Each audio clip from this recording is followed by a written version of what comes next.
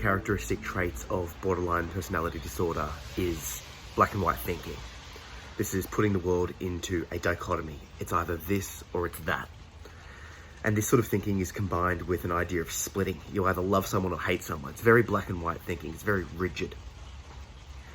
Now, I'm aware that this happens to me, and it feels very much like a trap, because it's like my brain wants to sort things into good or bad, right and wrong, us and them, and it's not real. You know, there's shades to the world. There's shades of grey. There's different variations, and there's this thing that my psychologist said to me. She's like, "You're smart. You're too smart for your own good, but you're not smart enough to fix yourself." Something like that, because I can sort of dissect things, but I can't step out of that dissection and see a greater, grander truth. And that leaves me in this trap of just trapped by how my brain functions. And then from there I go, okay, well, I've got this black and white thinking, and I know I've got it, and I can see myself when I'm trapped by it, but how do I escape it?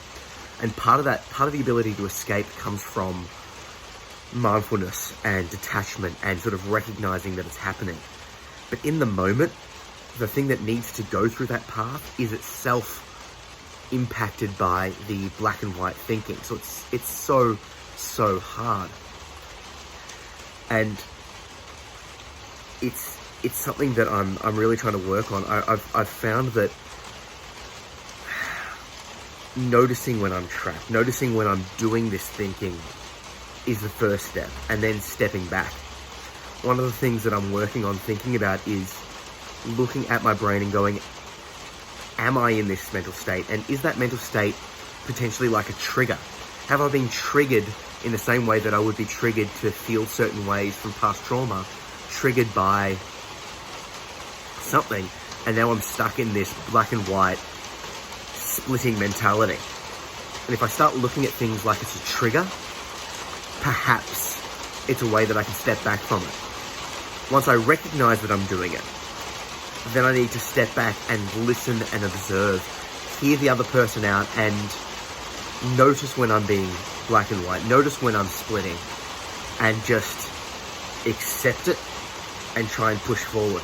It is just so hard, because it's sort of like, it feels like I have to think that my initial reactions are wrong. My initial reactions can't be trusted. And in a sense, they can't be. I mean, if I'm acting in a certain way because it's a default reaction because of my past, I'm bringing my past, the past trauma and what I was feeling into the current moment. And that isn't fair. It's not fair on the current situation. It's not a true read. It's not what's actually happening.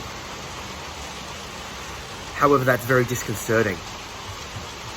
So I guess the purpose of this video is to share my workings on how I handle the mindset that comes across.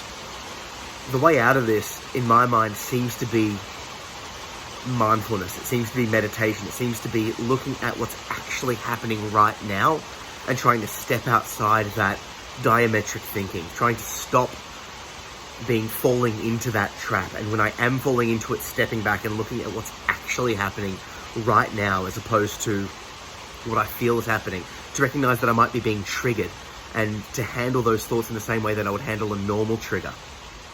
How would I do that? Step back, self-care, look at what's happening, and try and be in the moment.